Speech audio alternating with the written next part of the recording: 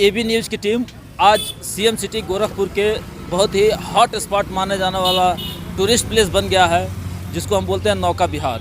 यहाँ पे आप देख सकते हैं कि पत्रकार चाय वाला एक ठेला लगा हुआ है। क्या है इसका उद्देश्य और किस तरीके से यह सोच आई कि एक पत्रकार भी चाय वाला बन करके और अपने बिज़नेस को इस्टेब्लिश कर सकता है, बिज़नेस को कहीं ना कहीं ग्रो करने के लिए कुछ तो सोचा होगा। क्या है ये पूरी कहानी, हम लोग खुद आज इसके जो संचालक हैं उनसे हम लोग मिल रहे हैं और उनसे पूरी बात करेंगे। सर, एबी न्यूज़ में आपका स्वागत है। धन्यवाद। क्या कहेंगे सर, कैसे ये बात दिमाग में आई कि पत्रकार चाय वाला एक नाम दिया जाए? दरअसल पत्रकार चाय वाला जो है वो एक कॉन्सेप्ट है जिसके ऊपर हम लोग काम कर रहे हैं। यह कोई टी स्टॉल नहीं है। जब हम इसको सिर्फ टी स्टॉल कहेंगे तो ये अधूरा इसका परिचय होगा। दरअसल पत्रकार चाय वाला एक पूरा कॉन्सेप्ट है जिसको लेके हम लोग काम कर रहे थे काफ़ी दिनों से।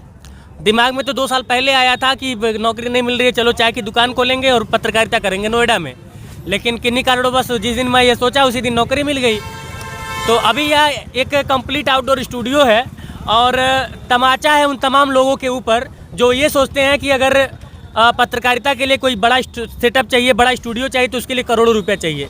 नहीं, अगर आपके पास बढ़िया आइडियाज़ हैं तो पैसे मतलब कि ज़्यादा इंपॉर्टेंट नहीं होते, आपके आइडियाज़ ज़्यादा इंपॉर्टेंट होते हैं। अगर देखा जाए तो पत्रकारिता करना और चाय बेचना दोनों दूसरे के उत्तरी ध्रुव और दक्षिणी ध्रुव हैं, कैसे सामंजस्य बना रहे हैं? आप देखिए, पत्रकारिता का मतलब समझिए। पत्रकारिता एक ऐसा पेशा है जहाँ पे चर्चा होती है, ठीक है। और चर्चा का सबसे बेहतरीन जगह मुझे नहीं लगता कि चाय की दुकान से के अलावा कुछ और हो सकता है।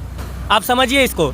और चाय वो वजह है जहाँ पे हर आदमी, चाहे वो बहुत बड़ा हो या फिर छोटे तबके का आदमी, चाय पीने सब लोग आते हैं। सब लोग मतलब चाय सबका पसंदीदा है। तो इसीलिए मुझे लगा कि चाय वो वजह बन सकती है जहाँ पे पत्रकारिता को एक नया रूप दिया जा सके, नया प्रारूप दिया जा सके। इस समय हम देख रहे हैं कि एक बड़ी पत्रकार अब बन गई हैं और कटिंग चाय करके उन्होंने अपना पेज शुरू किया। मिश्रा जी हैं, प्रज्ञा मिश्रा, प्रज्ञा का पन्ना करके। क्या आप कहीं ना कहीं उसको कॉपी कर रहे हैं? देखिए, कॉपी करना मतलब कि ये वर्ड मुझे उचित नहीं लग रहा है, क्योंकि वो चाय नहीं बेच रही हैं और मैं चाय बेच रहा हूँ। और कटिंग चाय वगैरह वो ठीक है, वो एक बहुत अच्छी मतलब कि एंकर है और मुझसे सीनियर है, उनका पूरा सम्मान है। लेकिन कहीं भी मैं वैसे उनका कटिंग चाय वाला वो प्रोग्राम नहीं देखा हूँ। मैं प्रज्ञा का पन्ना एक मतलब कि कई बार देखा हूँ, क्योंकि वो आ जाता है, वायरल चुकी हैं वो। लेकिन कटिंग चाय मैं अभी मैं आपसे पहली बार सुन रहा हूँ, तो वो मैंने नहीं सुना है उनके बारे में। अच्छा, तो लाजमी सी बात है कि कोई कॉपी जैसी कोई चीज़ नहीं है वहाँ पे। अच्छा, चाय का अगर बात चल रही है तो क्या चाय खुद ही बनाते हैं या बनवाते हैं या क्या, किस तरीके से? देखिए, चाय बना लेता हूँ, लेकिन खुद यहाँ पे खड़ा होकर चाय बेचूंगा तो पत्रकारिता भी करनी है, दोनों करना है। तो यहाँ पे अपने लोग हैं और इस ठेले की वजह से, एक स्टॉल की वजह से 2-4 लोगों को रोजगार मिल जा रहा है। तो चाय बनती है, लोग बनाते हैं और सर्व करते हैं। और अदरक चाय हम लोग प्रीफर करते हैं, अदरक वाली चाय, ताकि मतलब कि चाय बने। जैसे आज के डेट में कई सारे फ्लेवर आ गए हैं, तो मैं चाय को चाय रहने देना चाहता हूँ। तो बस अदरक वाली चाय हम लोग पिलाते हैं। और मेन कॉन्सेप्ट 15 तारीख को पहला वीडियो आया, 15 तारीख को मतलब शूट हुआ और 17 तारीख को रिलीज़ हुआ है। नहीं, इसको देखने के बाद कहीं ना कहीं एक चर्चा जरूर दिमाग में बैठ गई कि यार कहीं ना कहीं इनसे मुलाकात करके और इसको शुरुआत किया जाए कि आखिर ये विचार, ये इनिशिएटिव आया कैसे कि भाई चाय वाला है क्यों? क्योंकि अगर ये ट्रेंड बन गया कि चाय वाला, दूध वाला, सब्जी वाला, जूस वाला, तो फिर क्या मार्केट में मैसेज जाएगा? नहीं, सब्जी वाला भी इंसान है, मैं बता रहा हूँ, आप बात को समझिएगा। सब्जी वाला भी इंसान है, दूध वाला भी इंसान है और चाय वाला भी इंसान है।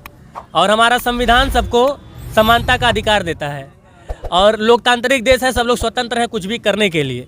मैंने कहा आपसे शुरू में कि मेरे पास करोड़ों रुपए नहीं थे कि मैं ज़मीन लूँ, बड़ी सी बिल्डिंग खड़ा करूँ, बिल्डिंग खड़ा करने के बाद मैं वहाँ पे लाखों करोड़ों रुपए का सेटअप तैयार करूँ। मेरे पास उतने रुपए नहीं थे, मेरे पास सीमित रुपए थे और दिमाग में ये चल रहा था कि एक स्टूडियो चाहिए मुझे, आउटडोर स्टूडियो हो या फिर इंडोर स्टूडियो हो। तो मैंने एक आउटडोर स्टूडियो तैयार कर दिया। क्या दिक्कत है किसी को? जैसे मैं समझ रहा हूँ आप क्यों ये बात पूछ रहे हैं, चर्चा चल रही है, तो मैं अगर एक आउटडोर स्टूडियो बना देता हूँ तो क्या दिक्कत है? आउटडोर स्टूडियो, अब यहाँ पे डिबेट होंगे और टॉक शो होगा, तमाम पत्रकार चाय वाला के नाम से मैं शो लेके आ रहा हूँ, जहाँ पे मैं चाहे वो बड़ा हो चाहे वो छोटा हो, अगर उसके अंदर कोई हुनर है तो मैं उसका इंटरव्यू करूँगा। यहाँ पे आएगा, इंटरव्यू देगा, क्या दिक्कत है? क्यों किसी का कलेजा फट रहा है कि नहीं है? चाय एक ऐसा विषय है कि आज देश ही नहीं विदेशों में भी चर्चा का विषय हो गया कि चाय बेच के लोग कहाँ से कहाँ पहुँच गए। आप शायद इंडिकेशन समझ रहे होंगे, कुछ इस तरह का तो प्लान नहीं बना रखे हैं? नहीं, आप खुल के पूछेंगे तभी मैं कुछ बोल पाऊँगा, क्योंकि देखिए चाय व्यावसायिक लोग भी चाय बेच के पता नहीं कहाँ पहुँच गए, और हमारे प्रधानमंत्री जी भी चाय बेच के प्रधानमंत्री बन गए। तो आप किस परिप्रेक्ष्य में पूछ रहे हैं? इसी परिप्रेक्ष्य में पूछ रहा था न, क्या मतलब मुझसे क्या? प्रधानमंत्री जी चाय बेच करके प्रधानमंत्री हो गए, तो क्या कुछ इस तरीके का पॉलिटिकल सिनेरियो आप भी क्रिएट कर रहे हैं? देखिए, मौजूदा वक्त में मेरा सिर्फ और सिर्फ फोकस पत्रकारिता पे है। आगे क्या होगा मुझे नहीं पता। और मैं बस माइक जब उठाया था तो भी इमोशनली लोगों से जुड़ के जो असल भारत है, जो भारत की जो असली तस्वीर है, गांव की जो तस्वीर है, गांव की जो समस्याएं हैं, जिनको एसी के कमरे में बैठे पत्रकार नहीं दिखाते हैं, उनको मैं दिखाता हूं। और मेरा हमेशा से गांव से जुड़ाव रहा है, और गांव ही असली भारत है।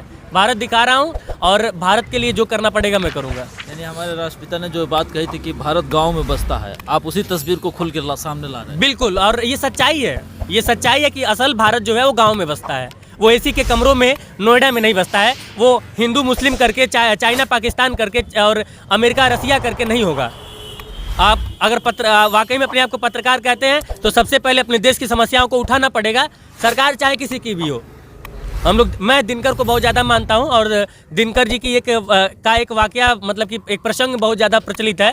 कहते हैं कि एक बार नेहरू जी किसी स्टेज पे चढ़ रहे थे, पीछे दिनकर जी थे। वो लड़खड़ा के गिरे तो दिनकर जी ने उनको संभाल लिया, और एक व्यंग उन्होंने कहा नेहरू जी से कि राजनीति जब लड़खड़ाई है तो साहित्य ने संभाल लिया है।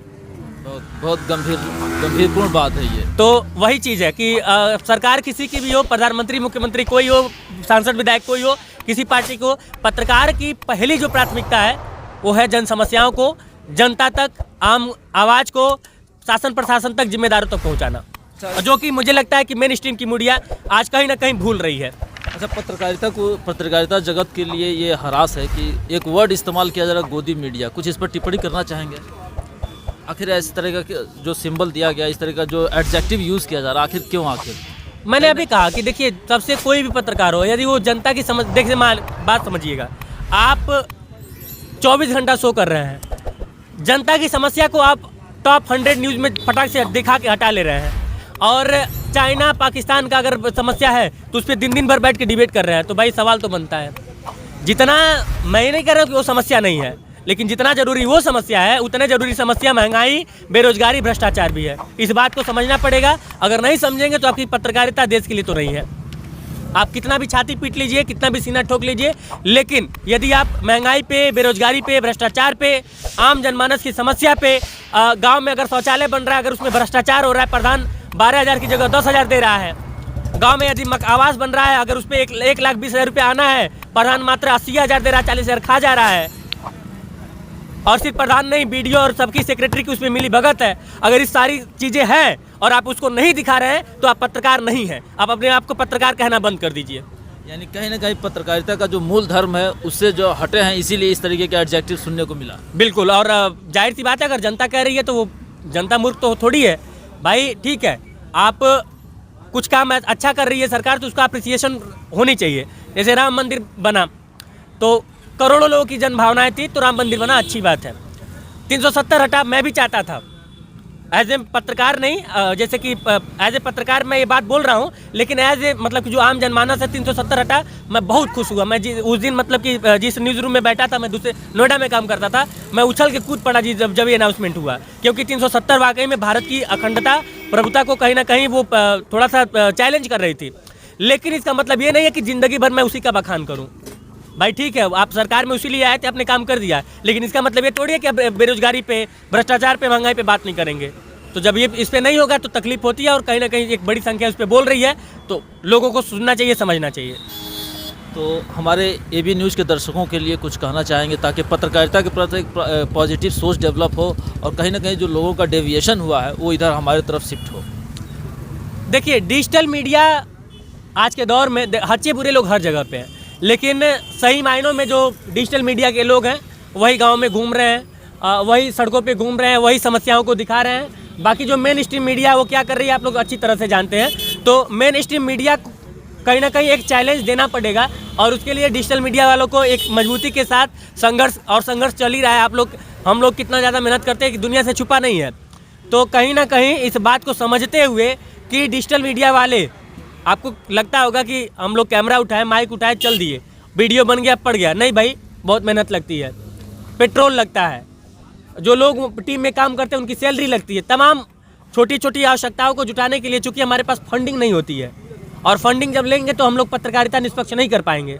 तो ये तमाम जितने भी चैलेंजेस हैं उसको एक्सेप्ट करके हम लोग आगे बढ़ रहे हैं।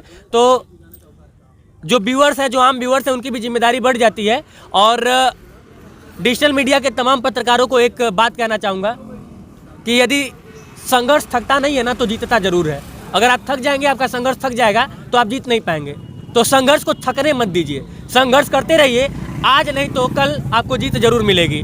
और कई सारे मीडिया वाले, डिजिटल मीडिया वाले बेचारे होपलेस हो जाते हैं। तो मैं उनको कहना चाहता हूँ कि भाई एग्जाम्पल में मुझे देख लीजिए, और तमाम बहुत सारे जो डिजिटल मीडिया के शेर हैं आज उभर के पूरी दुनिया में उनको जान रही है। संघर्ष करेंगे, अपने काम के साथ ईमानदारी बरतेंगे, दलाली नहीं करेंगे तो एक ना एक दिन आगे जरूर बढ़ेंगे और आपका सम्मान भी होगा। तो सब मिला जुला के संघर्ष कीजिए, ईमानदारी से काम कीजिए, अपने ऊपर काम कीजिए, अपने स्किल के ऊपर काम कीजिए। अपने स्किल के ऊपर काम करना बहुत ज़्यादा जरूरी है। ये नहीं कि माइक उठाएं और बोलने नहीं आ रहा तो भी बोलना शुरू कर दिए। सीखिए, सीखने के बाद बोलिए। गलत कह रहा हूँ? सीखिए उसके बाद, क्योंकि जब आप सीख के नहीं बोलते हैं, वैसे आके शुरू हो जाते हैं तो डिजिटल मीडिया वालों की बदनामी होती है। तो उसको भी रोकना पड़ेगा। चलिए, हमारे चैनल को समय देने के लिए बहुत बहुत धन्यवाद। बहुत बहुत धन्यवाद। और एक बात और मैं इसमें ऐड करना चाहूँगा, जो आपका शुरुआती सवाल था कि चाय का दुकान, दूध वाला, पत्रकार दूध वाला, पत्रकार सब्जी वाला। भैया मैं ये कह रहा हूँ कि 500,000 रुपये की दलाली करने से बढ़िया है कि नहीं है, बताइए आप बताइए पहले। ये सवाल मेरा आपसे है, 500,000 रुपये की दलाली करने से बढ़िया है कि नहीं कि चाय बेच लो। खैर मेरा तो बहुत बड़ा कॉन्सेप्ट है, इस पर हम लोग लगातार काम कर रहे हैं, लेकिन मैं यही कहना चाहूँगा कि ईमानदारी से अपने काम को कीजिए। 500,000 रुपये की दलाली करने से बढ़िया है ईमानदारी से चाय वाला बन जाइए, ईमानदारी से दूध वाला बन जाइए। कुछ भी कीजिए ईमानदारी से कीजिए, बस मेरा यही है। धन्यवाद। ये रहे हमारे बाकी एबी न्यूज़ के सभी, मतलब कि जितने लोग ये वीडियोस देख रहे हैं, मैं चाहूँगा कि आप लोग डिजिटल मीडिया वालों को सपोर्ट कीजिए और एबी न्यूज़ के फेसबुक पेज को लाइक कीजिए, फॉलो कीजिए, और यूट्यूब पे यदि आप ये वीडियो देख रहे हैं तो उसको सब्सक्राइब जरूर कीजिएगा। जय हिंद। धन्यवाद, बहुत बहुत धन्यवाद। ये रहे हमारे साथ पत्रकार चाय वाले, जिन्होंने खुद अपने स्तर पे खुद अपनी स्किल को सिद्ध करके और फिर ये दिखा दिया कि नहीं, हम अगर ईमानदारी और डेडिकेशन के साथ लगे हुए हैं तो निश्चित तौर पर उसे हमारा समाज पसंद करता है और समाज हमें समर्थन भी देता है।